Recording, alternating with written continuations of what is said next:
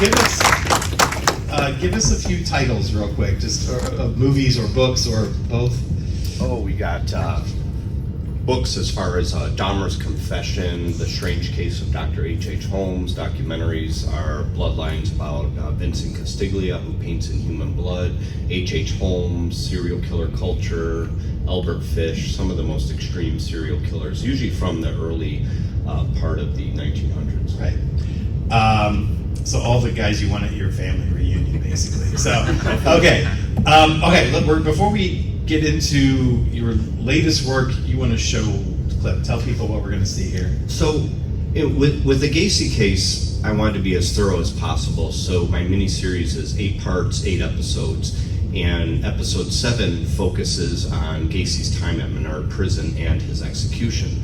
But it's almost comical in its absurdity. Like, Goodfellas is almost a comedy when you watch it. It's so absurd that it's funny.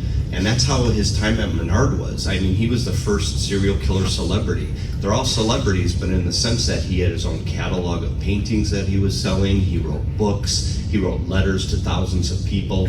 So you're going to see some of this madness. And who you're going to see in the clip are Karen Conti, who is Gacy's last attorney, Rick Staten, who was Gacy's art dealer while he was in prison, Jeff Gaither, who's an artist who wrote and corresponded and collaborated with Gacy, and the murder metal band Macabre, who went to visit Gacy and bought paintings from him. All right, go ahead, Sean. It was a cool thing to me and to the handful of other people that were into it. We confronted and experienced a lot of really darkly, I guess, fascinating, but also bizarrely humorous things. The guards had a Polaroid camera, so if you wanted your picture taken with him, the guards were charging to take a picture and give you the picture at the end of the day. So everybody was making money on Gacy. There's a picture of me standing next to Gacy, and that was one that the guards took. I mean, I fell right into it too. Hey, I want a picture with him.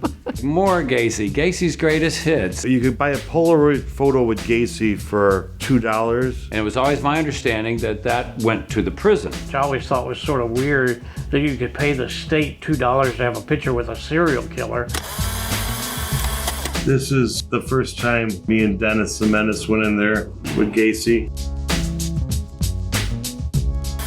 And me with my Deicide shirt on and throwing some devil horns, and of course Gacy's kind of paying attention to my hands here and asked me after the photo, what the hell were you doing with your hands? I was all worried about my sign that I was throwing out. I just told him, oh, John, I'm just giving some peace for you. This one is me and Dennis and Gacy. They were very strict about photographs. You can't take photographs, in the cell areas. A third of the time, they would be out of Polaroid film.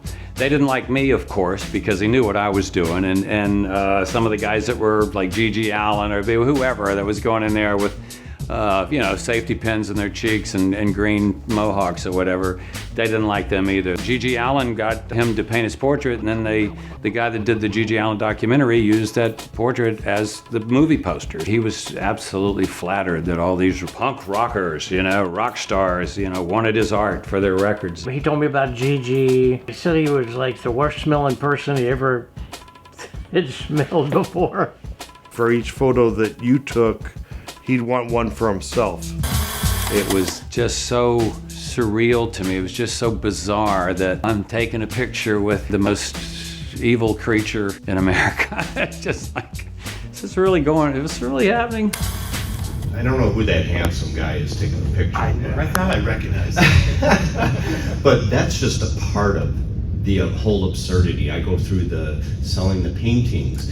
Gacy actually changed prison policy for the better for the prison, because they would charge inmates on death row 10 cents a copy and all the other prisoners 5 cents. So Gacy wrote to the warden and said, that's not right, and they changed it. They said, you're right, Gacy, we're going to change it so everybody pays 5 cents. It's just insane, and you don't see a lot of this stuff in the traditional documentaries from Hollywood. They play on the emotional factors, whereas I'm more of a historian and I want to get, to the nitty gritty of it and put it under a microscope. And I think everyone's going to be amazed, because when I first started the Gacy project, people would say, well, why are you doing another Gacy documentary? Well, they obviously didn't see my work, and you know how thorough I am with my research and portraying everything on screen. And the Gacy miniseries There's some reenactments like that, but there's a ton of actual photographs, documents, and interviews with 25 people who are actually involved with the case. It's kind of incredible to get even that number of Polaroids available to you, like, because I was assuming that wasn't even allowed technically, but I guess it was. I know, that's the absurdity of it. They were allowing him, well, they stopped him from selling the paintings because they said it was a business venture. So Rick Staten said, well, okay, why don't you give me the paintings as a gift and I'll sell them and then put the money on your account. And that's what they did. Okay. They found ways around it. Yeah, it's very interesting. And people ask, well, how did they get away with it? It wasn't until the very end where someone finally said what I was thinking, which was like, it's kind of crazy that we're taking the pictures with like the evilest guy on the planet, but like no one else seems to have that conscious about what they're doing. So right. Yeah, that's what I'm saying. There's a lot of absurdity in it. So and of course there's a lot of horror, and that's a part of it, and that's where horror was always my interest, and that's why I fit in here at Flashback. So how much? This is 8 parts, 1 hour each. Yes. For each part. How much time do you spend on the crimes, on like just what it is he did? Because part of the reason that will seem all the more absurd is after you hear about what he did.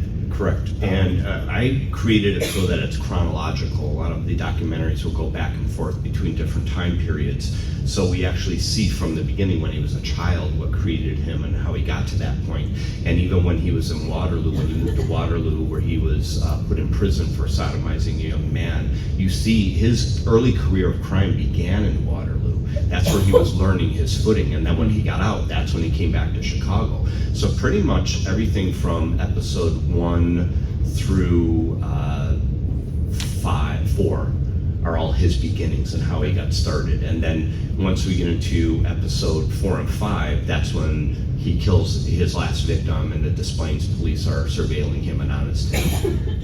How do you, when you're doing something this massive and has so many components to it, how do you know when you're done? Or maybe you just said it. You weren't done the last time. No, so. I could. This thing could go on forever. I mean, I could make a 100-hour documentary. It could go on forever because this was such a massive case. And I told myself, well, the next time I do a serial killer documentary, I only want them to have like 3 or 4 victims because I have to research the 33 victims themselves because it's all important to the case.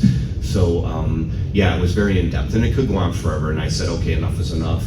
I had my goal. I wanted to make sure I had everyone from a certain that would fit in, such as a victim's sister, a survivor, the prosecutors, the detectives who arrested him, the art dealer. So for each segment, I made sure, and that's what I achieved. I wanted those people to be in that segment that knew him and that had dealings with him. Yeah. Were there any, I'm sure there were, but what were some of the more interesting discoveries on your part? Like things you just completely didn't know going into this that you discovered and were blown away by? Well, one of the things that was very interesting that, I based my Gacy miniseries on my past knowledge of serial killers, studying Gacy, and then what the experts told me, because they reveal things that aren't in books. And I flew Larry Finder in from Arizona to interview him, and he was the assistant state's attorney in the case. He spent a lot of time with Gacy because, of course, he was the youngest guy on the team. So Gacy loved talking to this 26-year-old young guy. So he kind of slipped on camera. He said, so everybody knows the story that when the officers were put Gacy under surveillance, he went bowling with some of them and he invited them into his house, and they said, okay. So the story goes that one of the detectives went to the bathroom and he smelled a smell when he kicked on, like of decaying flesh. That's the story that's been known for all these years. Well, Larry Finder on camera says, when Officer Schultz came back, I asked him, did you notice anything strange in Gacy's house or a smell? He said no. First thing he said, no. I'm like, okay, well, that blows away 40 years. And then he says, well, okay, you used to, go to the morgue for your cases. What do you think? Do you think it kind of smelled like that? Kind of did smell like that. Now we have probable cause. They needed that second search warrant to go in there. And hey, they did their job. It's not like they didn't know. They knew something was going on in that house. They researched it all, but there was no smell. Wow. Because he had all these parties. Wouldn't anybody have smelled that smell in the house? You know, there was only a smell. His first wife complained when he killed the first victim, and then he poured concrete in the crawl space over that victim. But some of these myths, it's fascinating to say, oh yeah, there was a smell, but in actuality, there really wasn't, and to see how these things work legally. So you could study, my Gacy miniseries from many different viewpoints: forensics, child abuse, trial, legalities. So I cover it all pretty much. The execution, prison system, and the conspiracy theories. That's episode 8, where I, do my best to, tell what I believe happened in those conspiracy theories, backed by the experts. But we may never know. So that was my next question. Actually, was about this final part about the what are the? I don't really know that many conspiracy theories about him. What are some of the theories? Which ones did you confirm, and which ones did you debunk? And well, there's one that did he kill more people? Where are there more victims out there? They say he traveled.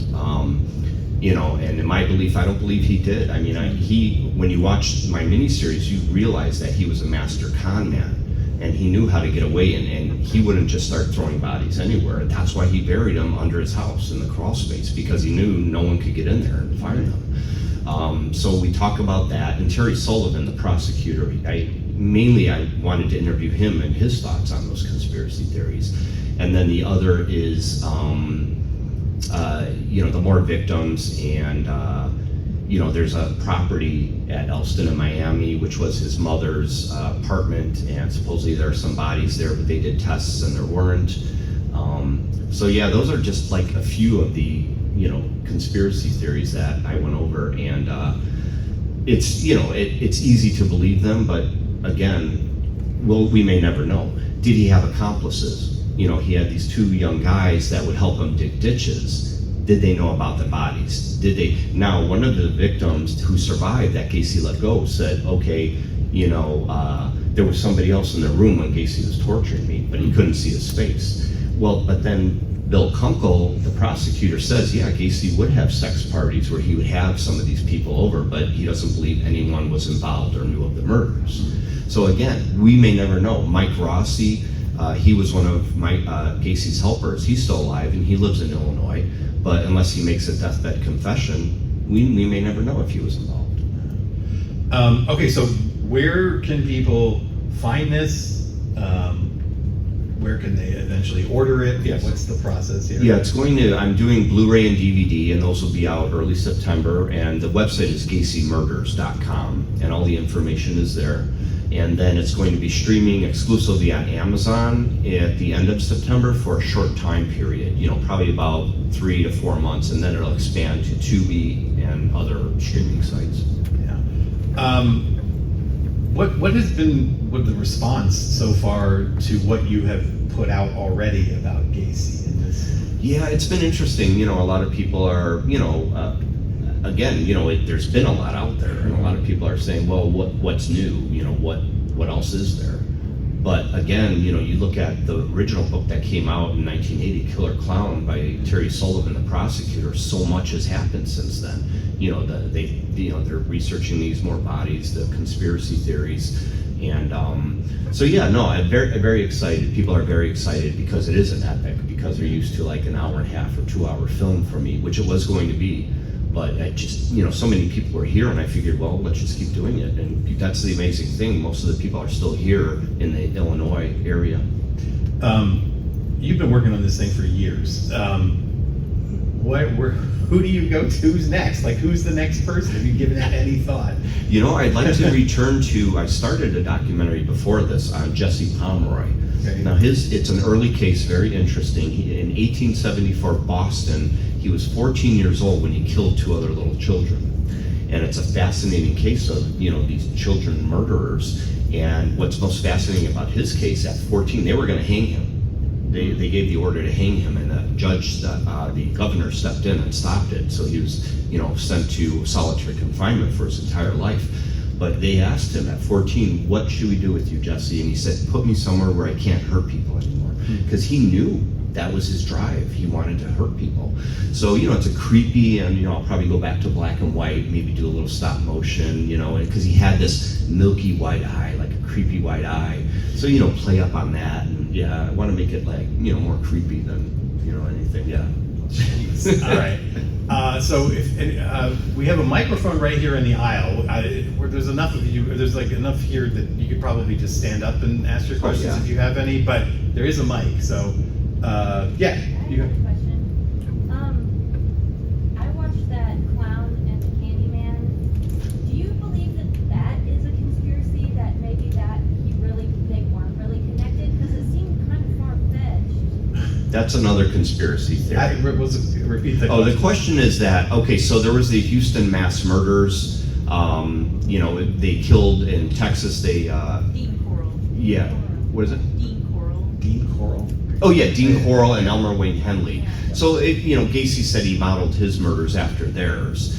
And supposedly one of the guys involved with the Houston mass murders worked for Gacy. Well, one day he worked for him. There's no connection to them. And the big thing is they keep going back to Gacy was part of this child pedophile ring, which did exist, but they have no proof that Gacy was part of it. So a lot of these modern documentaries, what they're doing is they are sensational.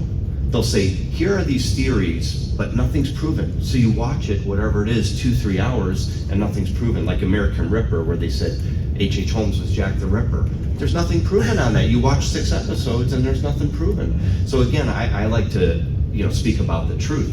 And I don't think there was any connection to that at all. Yeah, because just like you said, it just kind of ended, like they left it like, did he? And I thought, why did they even make this? Exactly. I just don't know what you thought about it. Yeah, and like I said, there's been no known connection. And another conspiracy theory that Robin Gett, part of the Ripper crew who were killing here, I think it was in the early 80s, that he worked for Gacy and may have been involved.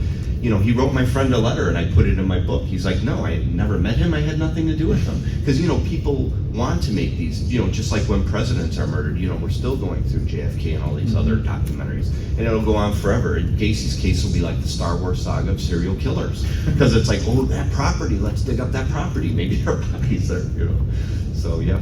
I love when people try to connect dots on different pieces of paper. Yes, exactly.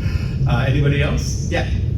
So, if you could expand on that in a little bit in a different direction, whereas like we're wanting, or media is wanting to connect serial killers to be, one another, and kind of how that parallels with other things, say like in politics or in satanic panic and stuff like that. What does that say? Is serial killers just gone on another level of this? It's one giant conspiracy. Oh, like the public's interest in those Yeah, conspiracy about, theories? like just the effect on the American psyche, us wanting to get back to all those things. Yeah, I think it's just the fascination with these cases, and especially when they're, big cases, whether it's a president or a serial killer or Amelia Earhart, we want answers. We long for those. And I think we're trying to make those connections, as humans, to say we do want to know what happened to these people. But like I said, in Gacy's case, we may never know. So what I do is I present those theories based on my research and the expert interviews. And also with news people, nothing's sexier than a body count. So like if you can connect two unrelated sets of killings, that's just gold. Yeah, and that's the thing, when I interviewed Jason Moran, the Gacy case is still open because they still have, I think it's 4 more bodies that they haven't identified. So when I interviewed him, he said people want more murders. Why do they want to know if he had more victims? It's like, aren't 33 enough? And he said there's a difference between the sensationalism you read in the media and the truth. And that's why I wanted to make sure I interviewed these people who were there to tell me that truth. And it was very important. Anyone else? This is anybody. Yeah. Do the families of the victims have any legal claim to money that should No, this kind of thing? Yeah, the families of the victims with legal claims. Well, what happened was when the case broke, many of the families sued the city of Chicago the Iowa State parole because they paroled him from Waterloo. If he would have served his 10-year sentence, he would have been released pretty much near the same day that he killed his last victim. All those 33 young boys would have been alive. So, they sued the Chicago Police Department. And, that's the other thing, too. It's easy to point fingers, right? The Chicago police, they didn't do their job. But in my documentary, I show it was a different time period. They didn't have computers. They had cards, millions of cards. They had card catalogs. The districts, they could be across the street from each other, but because the boys were killed in different districts, they don't talk, they didn't have computers, they didn't communicate back then. So, it's easy to finger point, but you also have to look at that time period. That here you go, okay, Gacy was last seen with this young boy. The cop goes to his house. Gacy's like, come on in, look at my photo with the president's wife, and I do clown acts, and I'm part of the political team here in Norwood Park. What could they do? There was no smell because they would have smelled it at that time. They can't dust for fingerprints because there's no proof anyone was there. So it was like, that's it, hi, bye. It was just that time period. That's how it was like. So I don't fault the Chicago Police Department at all. Anyone else? Do you know anything about, I think there's another documentary being made, Brave Face, right? Brave Face? Yeah, I'm not sure about that. Yeah, I know and that's the thing with Gacy. You could make documentaries till the end of time, just like Jack the Ripper. No one owns the Gacy case, and there are new theories coming up all the time, and it's always interesting, and each documentary will be different. No two are going to be alike, so the more that's out there, the better, I say. All right, anyone else? We got time for a couple more if we got it doesn't have to be just about Gacy, by the way. Yeah, no, it could be any serial killer. Yeah. I haven't looked through everything you have, but have you done anything with Ed Kemper? Do you think they would? No, Ed Kemper, he's fascinating as well. I haven't done anything. Not a lot out about him. No, there's not much about him. I mean, again, sometimes the more heinous the crimes, and his was pretty bad. And Ed Kemper was a serial killer, really big, tall guy, and he turned himself in. He called the police and said, I did this. They hung up on him. He had to actually go to the station, but he could have kept going for a long time. So I just thought that was kind of like with Gacy, he wanted to be buddies with the police. Yes, a lot of the serial killers like to be, be around policemen. They like to pretend like they're law enforcement. Gacy would do that. He'd see a young guy walking on the street. He'd pull up in his car. He had a spotlight. He'd put handcuffs on him, bring him in the car, and then that was it. So, they that authority figure, they like that, and obviously the young people usually comply with that.